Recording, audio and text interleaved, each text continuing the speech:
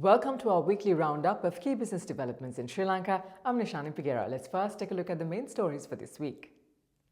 IMF approves second review. Vehicle imports from October. Sri Lanka eyes FTA with Malaysia and Bangladesh.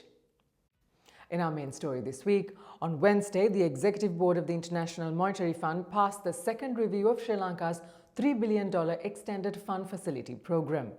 This releases about $337 million to the country, bringing the total IMF financial support disbursed under the arrangement to about $1 billion. The multilateral lending agency noted that Sri Lanka's performance under the program has been strong and that all quantitative targets for end December 2023 were met, except for the indicative target on social spending. On a further positive note, it added that most structural benchmarks due by end April 2024 were either met or implemented with delay.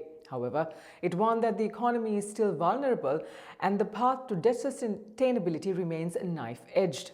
Speaking to the media, State Minister of Finance Shehan Semasinga said that there is strong expectation that a deal with the commercial bondholders will be finalized soon.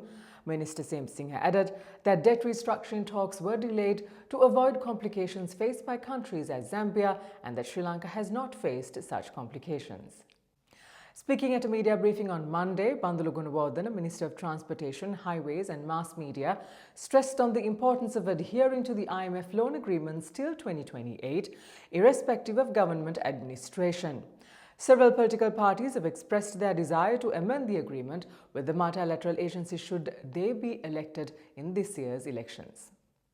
The government decided to allow vehicle imports from October this year, starting with industrial and heavy vehicles. Next priority will be given to three-wheelers and motorcycles, then small cars, lastly luxury and super luxury vehicles. In 2023, Sri Lanka manufactured 6,000 vehicles and 36,000 motorcycles with a total value addition of 30%, which is expected to be increased to 45%.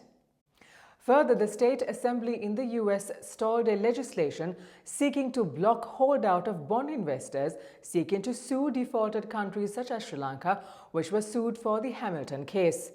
The move aims to stop investors buying bonds to sue defaulted countries as the New York courts control around $800 billion in such debt. In March, Sri Lanka sought a 5-month extension in a case filed by Hamilton Reserve for defaulting repayment on its $250 million investment in Sri Lankan dollar bonds. The Sri Lankan cabinet has approved starting negotiations for a free trade agreement with Malaysia. In 2023, Sri Lanka exported $58 million worth of goods to Malaysia, while it imported a significant $736 million from the nation. Currently, Malaysia is Sri Lanka's 34th largest export destination.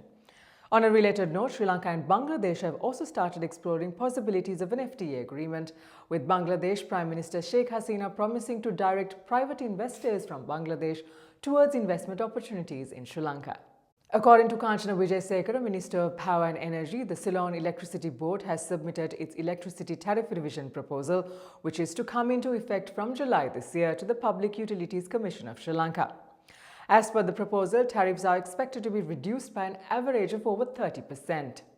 Worker remittances in May was a significant $544 million, bringing the year-to-date inflows to over $2.6 billion. Strong growth in worker remittances is bringing much-needed dollar flows into the economy, helping to reduce the balance of payment deficit. In our weekly tourism update, during the first 9 days of June, just over 29,000 tourists arrived in the country. In the year, almost 926,000 tourists have arrived. Daily arrivals were 3,254 in the month, down from the 3,617 recorded in May.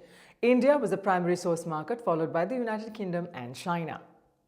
Tourism earnings in May grew to $154 million, up 54% from a year earlier.